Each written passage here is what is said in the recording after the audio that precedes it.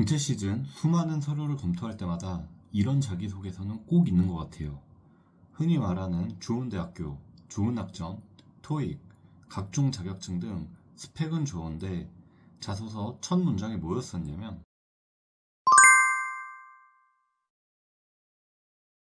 제가 오늘 준비해온 내용의 주제는 채용 담당자가 다시 읽어볼 필요도 없이 바로 불합격 누르는 자소서의 특징 3가지에 대해 말씀을 드려보려고 합니다. 기업마다 조금씩 다르긴 하겠지만 적어도 여러분이 가고 싶어하는 기업들은 서류 준영을 진행할 때 교차 검증을 많이 합니다.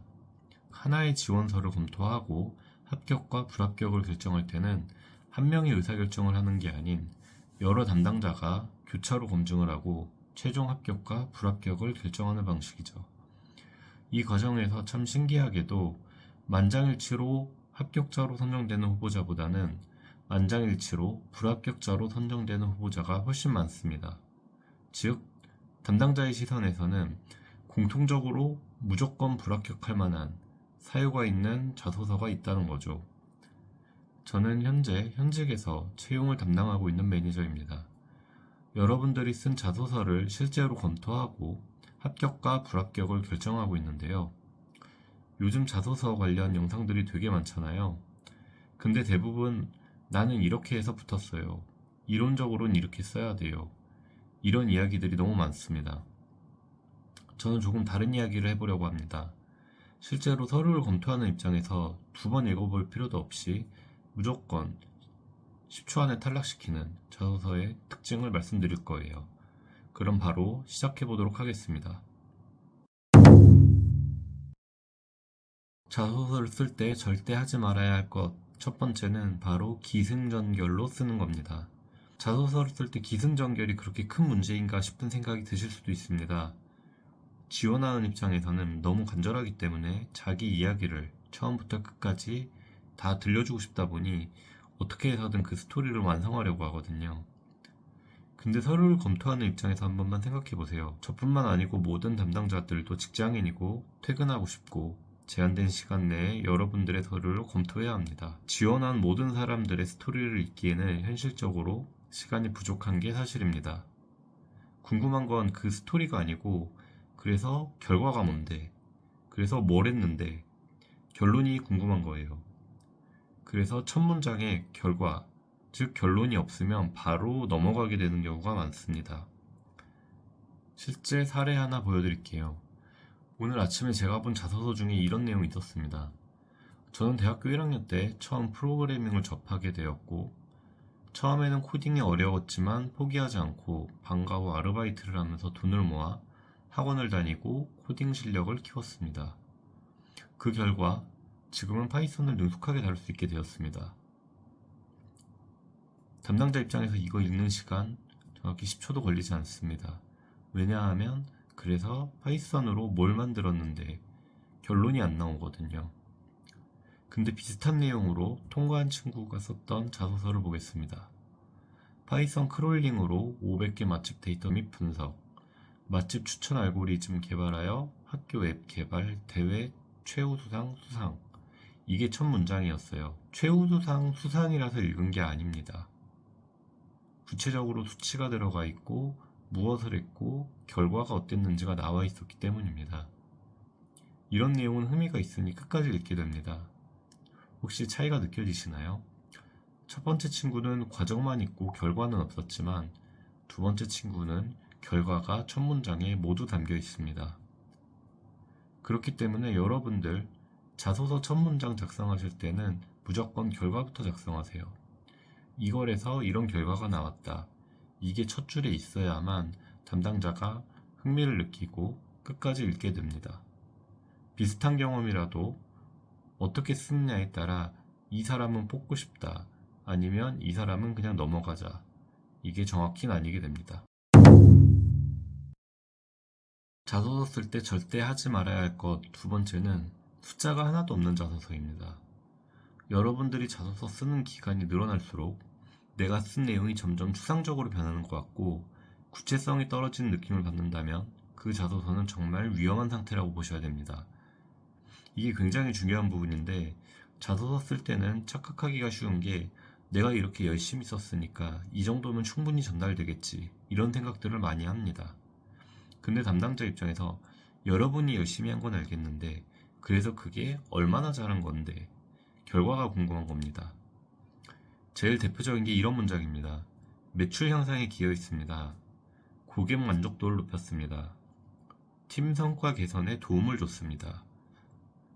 이런 문장을 보며 드는 생각은 그래서 얼마나 높였는데 팀 성과에 얼마나 개선이 되었는데 몇 프로가 개선이 되었고 구체적으로 무엇인데 이게 안 나오면 진짜 한 건지 아니면 그냥 말만 그럴싸하게 쓴 건지 구분이 안 된다는 겁니다. 실제 사례를 하나 더 보여드리겠습니다. 카페 아르바이트를 하면서 고객 응대 능력을 키웠고 매출 향상에 기여했습니다. 이렇게 쓰는 자소서와 카페 아르바이트 6개월간 신메뉴 3종을 제안해서 월 매출 50%를 증가시켰습니다. 동일한 카페 알바 얘기입니다. 근데 어떤 게 더 임팩트가 있어 보이시나요? 네, 당연히 두 번째죠. 왜냐하면 구체적인 숫자가 있고 증명이 되었으니까. 그래서 여러분들 자소서에 숫자를 최소 3개는 넣어주세요. 기간, 횟수, 증가율, 감소율, 회전율 뭐든 좋으니까 숫자로 표현이 가능한 것은 다 숫자로 바꾸셔야 됩니다. 열심히 했다는 채용 담당자 입장에서 아무 의미가 없습니다. 얼마나 열심히 했는지를 숫자로 보여줘야 아, 이 친구가 진짜로 해서 결과가 나왔구나 이렇게 믿게 됩니다. 마지막으로 자소서 쓸 때 절대 하지 말아야 할 것 세 번째는 저는, 저희는 으로 도배된 자소서들입니다. 이게 자소서니까 당연히 저는 들어갈 수밖에 없는 거 아니야? 싶으실 텐데 제가 이야기하고 싶은 건 일반적인 저는이 아니라 주어는 저는인데 동사가 참여했습니다.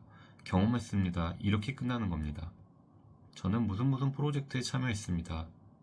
이걸 보면서 드는 생각은 그래서 이 참여젝트에서 네가 한 것은 무엇인데 이게 가장 궁금한 겁니다. 근데 여기서 중요한 게 이 사람이 우리 회사에 와서도 실제로 일을 하면서 성과를 낼 수 있는 사람인가 이 부분을 가장 중점적으로 보게 됩니다. 근데 참여했습니다만 쓴 자소서를 보면서 담당자들은 이렇게 막연하게 쓴 걸 보니 실제로 별로 한 게 없구나 이런 오해를 하게 만듭니다. 그러니까 한마디로 이 사람은 겉으로만 포장하고 실제로는 속이 없는 사람이다 이렇게 보게 됩니다. 이해하기 쉽게 한 가지 예시를 들면서 설명을 드리겠습니다.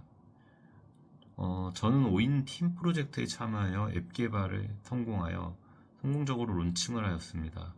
이것만 보면 이 친구가 뭘 한 건지 전혀 알기가 어렵습니다. 그렇기 때문에 전은으로 시작하는 건 좋은데 그 뒤에 동사를 제대로 써주셔야 됩니다. 참여했다, 경험했다, 배웠다 보다는 개선했다, 분석을 통해 제안했다, 클릭률을 몇 퍼센트 향상시켰다 이렇게 구체적인 행동 동사를 써야 담당자가 아, 이 친구가 이걸 진짜로 했구나 이렇게 받아들이게 됩니다. 네, 오늘 내용을 다시 한번 정리해 보겠습니다. 첫 번째, 기승전결을 버리고 결과부터 써주세요. 두 번째, 숫자를 최소 3개 이상 넣어주세요. 세 번째, 참여했습니다 같은 동사를 버리고 행동 동사를 써주세요. 이 세 가지만 지켜도 여러분의 자소서는 최소 만장일치로 바로 탈락하는 자소서는 면하게 될 겁니다. 저도 사실 예전에는 자소서가 그렇게 중요할까 싶었습니다.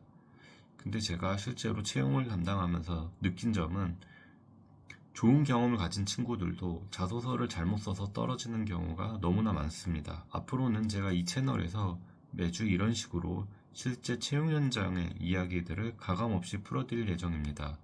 구독과 좋아요, 알림 설정 꼭 부탁드리고요.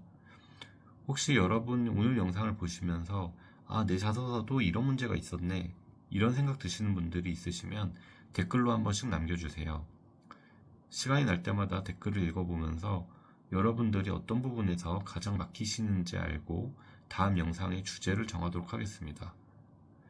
자, 오늘 영상은 여기까지입니다. 여러분 자소서 쓰시다가 너무 막막하실 때 이 영상은 한 번씩 꼭 봐주시고 지금 작성하고 있는 자소서를 열고 오늘 말씀드린 3가지는 꼭 체크해 보시기 바랍니다. 저는 다음 영상에서 또 만나 뵙도록 하겠습니다. 오늘도 시청해 주셔서 진심으로 감사드립니다.